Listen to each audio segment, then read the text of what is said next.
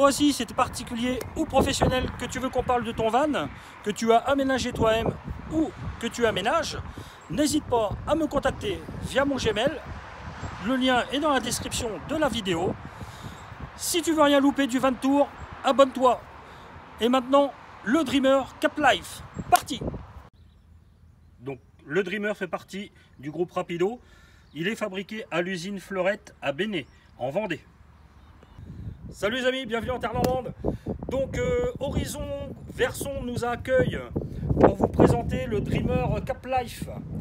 Alors ce Dreamer, nous sommes sur une base Ford Custom Transit d'un moteur de 130 chevaux, boîte 6 vitesses manuelle.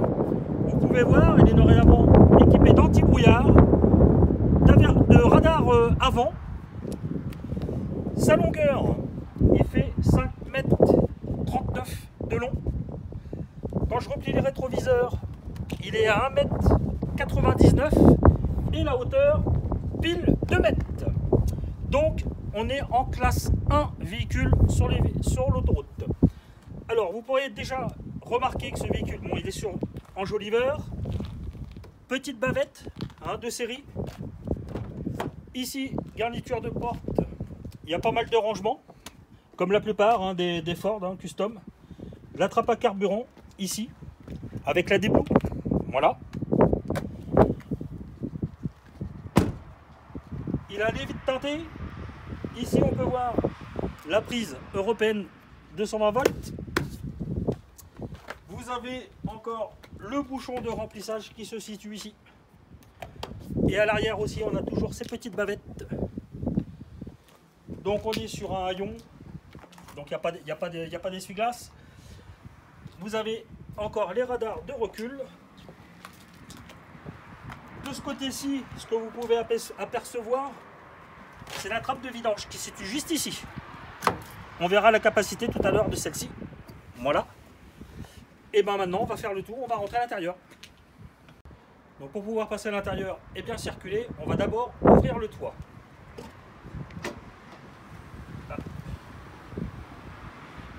Donc, pour l'ouverture du toit, c'est pas compliqué, c'est comme dans beaucoup de vannes, c'est la même chose. Donc ici, on a une petite sangle de maintien que je déverrouille là, comme ça. Voilà. J'ai la même de l'autre côté, idem. Je déverrouille. Alors, hop. Voilà, comme ça. Et je pousse sur mon toit et le toit va se lever tout seul. Voilà, mon toit est levé et je repousse forcément le couchage du haut en même temps pour pouvoir accéder dans mon véhicule debout. Donc le tableau de bord, donc fidèle au Ford, au Ford Custom, avec de nombreux rangements au niveau du tableau de bord, porte-gobelet, porte-bouteille, forcément on a les rétros électriques, vitres électriques, les commandes d'éclairage sont ici. On a le volant gainé cuir qu'on a avec toutes les commandes nécessaires, téléphone, régulateur de vitesse, limiteur de vitesse. Là, les rangements au tableau de bord avec les prises pour brancher vos téléphones USB et 12 volts. Voilà. Alors là, c'est la version la plus simple du Ford Custom. On a là, il n'a pas du tout d'option au niveau tableau de bord. On n'a pas l'écran avec le GPS intégré. Donc voilà, il y a un porte-document. On a forcément la clim manuelle de toute façon.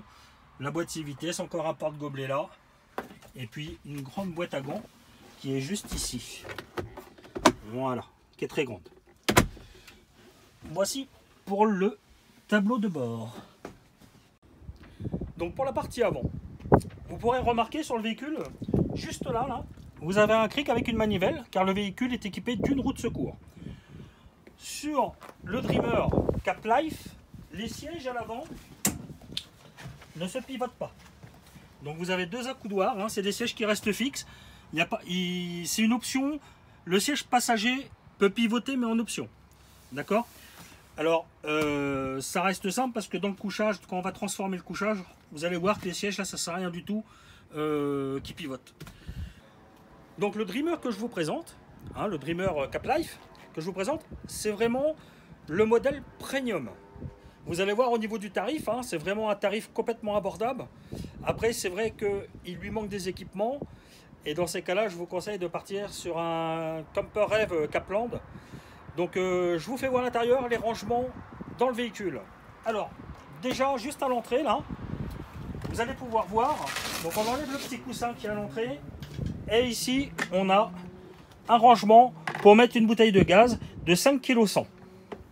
Donc déjà une très belle bouteille de gaz. Donc il y a un autre petit rangement là, hein, on peut l'apercevoir. Après, je rentre dans le véhicule, j'ai un grand tiroir ici, qui est très profond. J'en ai un autre qui se situe juste ici. Vous voyez, j'ai un autre rangement là qui est bien aussi. Sous la banquette,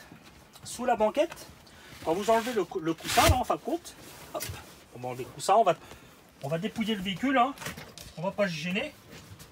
Hop, voilà. Vous allez voir, il y a un autre rangement qui est ici. On voit même l'isolation du véhicule là. Vous voyez ce que vous voyez, ça c'est de l'isolation.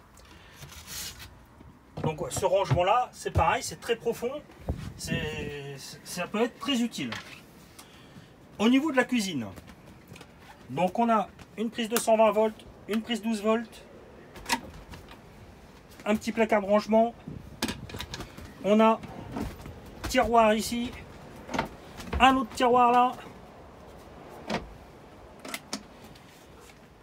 encore ici, tiroir à couvert, un autre grand tiroir. Alors là, rangement pour les bouteilles, 5 bouteilles, c'est bien pensé, pour qu'elles soient à son calé comme ça. Ici, nous pouvons voir un évier et 2 feux gaz. Encore un petit rangement ici. Là, une petite penderie. Quoi, une petite qui est très profonde, qui est très bien aussi. Ici, vous pourrez apercevoir. Alors, j'en vais enlever ça pour vous expliquer un peu la chose. Là, vous pouvez avoir encore un petit placard de rangement. Ce meuble-là, vous voyez, il s'ouvre comme ceci. Et là aussi du rangement, là. Et au fond, j'ai une vis, une grosse vis que je peux enlever. Voilà, j'enlève la vis, ce qui me permet, on va pas faire de bêtises, on va déboîter ça. Si vous voulez avoir plus de place à l'arrière, hein, sur le véhicule, dans ces cas-là, ils ont pensé à faire un meuble amovible. Donc ce meuble-là, vous pouvez complètement l'enlever pour gagner de la place.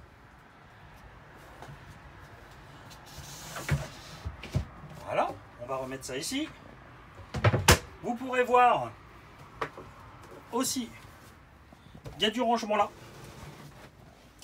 J'ai 2 placards de rangement là qui sont assez grands. Et vous avez 2 petits rangs épices. T'es en train de te tordre là, hein. Tu as 2 rangs épices juste à l'arrière du véhicule. Donc sur cette version là, c'est vrai qu'au niveau des rangements, c'est quand même assez généreux. Et vous allez comprendre pourquoi. Je vais vous l'expliquer tout à l'heure. Maintenant, on va passer aux équipements.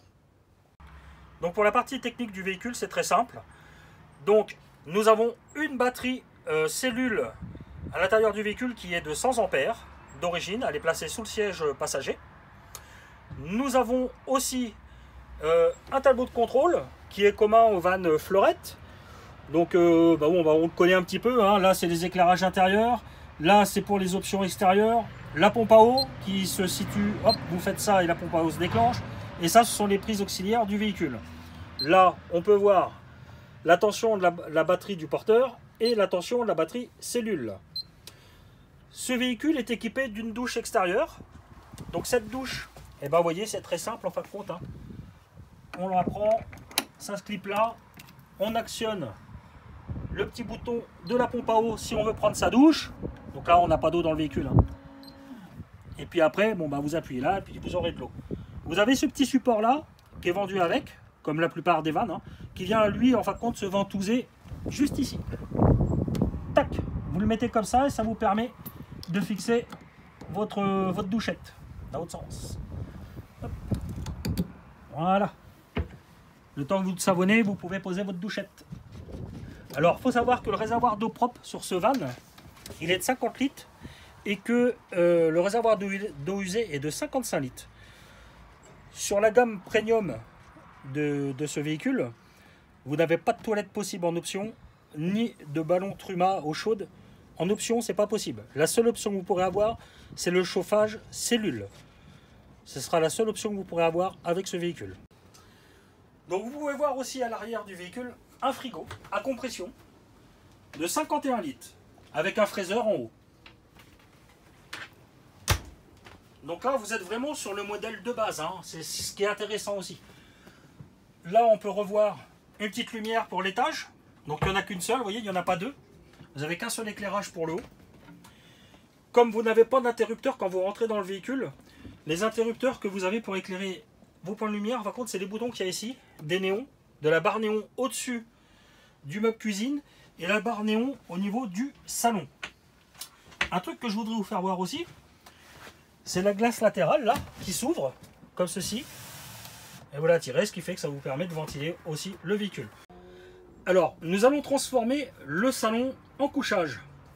Alors j'enlève un risque parce que ça va être un petit peu sport quand même.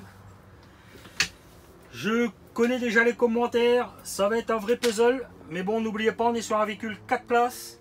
Qui dit 4 places dit 4 couchages. Alors il y a forcément des concessions à avoir.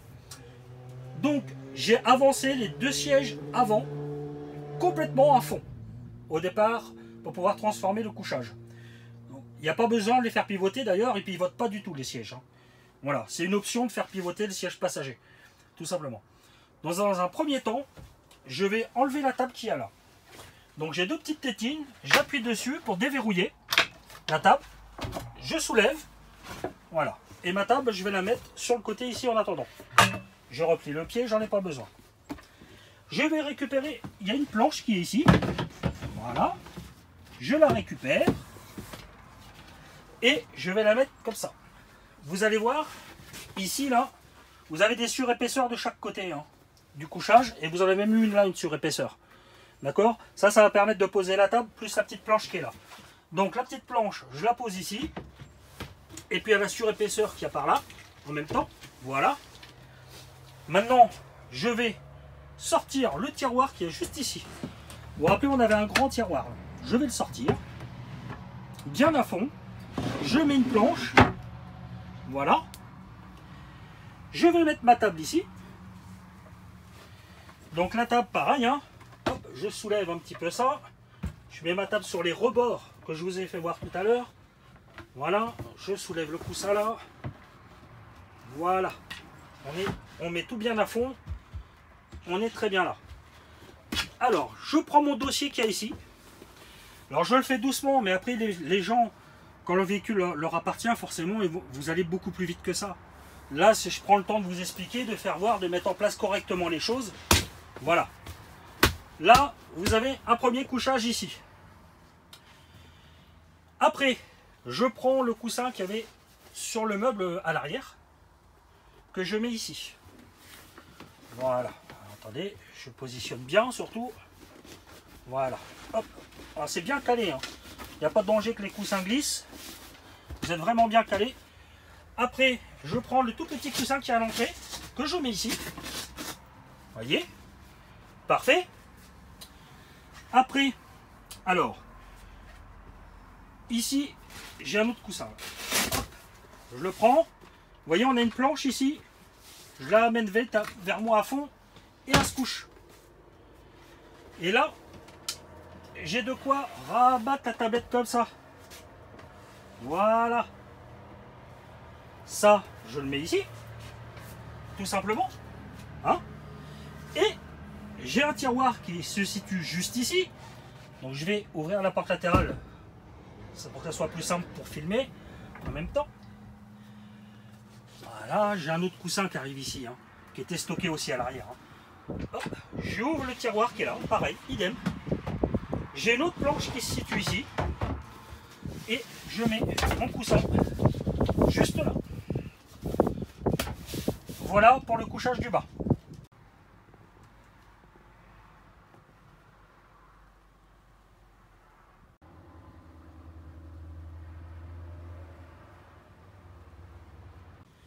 Donc le couchage du bas, je ne vous ai pas donné les dimensions. 1,30 m de large sur 1,90 m de long. Pour le couchage du haut, comme vous pouvez vous apercevoir, ils ont fait un système d'échelle. Donc vous déclipez ici, voilà, vous sortez votre échelle. Et puis une fois que le lit est descendu, vous la fixerez juste au niveau du montant du haut. Donc ça, pour la vidéo, pour nous c'est plus simple de le faire sans. Après c'est pas compliqué, hein, voilà. Alors, pour le couchage du haut, je refixe ça. Voilà. Pour le couchage du haut, eh ben, c'est comme tous les autres toits relevables, c'est pas compliqué. Vous le prenez, vous le descendez. Voilà. Et là, vous avez votre couchage en haut.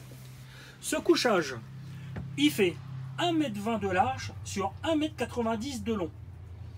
Donc, assez commun à tous les autres vannes, tout simplement.